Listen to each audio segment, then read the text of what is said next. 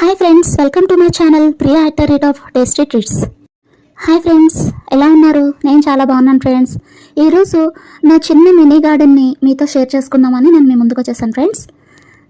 నేను వేసుకున్న మొక్కలు నా దగ్గర బచ్చల కూర, రెడ్ బచ్చల కూర, దోసకాయ పాదు, కాకరకాయ పాదు, పొన్నగంటి కూర, మెంతికూర, ఆవుకూర, ఇన్ని రకాలు ఉన్నాయి ఫ్రెండ్స్. ఇప్పుడు మీరు చూస్తున్నది బచ్చల కూర. చూసారా ఎంత ఫ్రెష్గా, చాలా బాగుంది.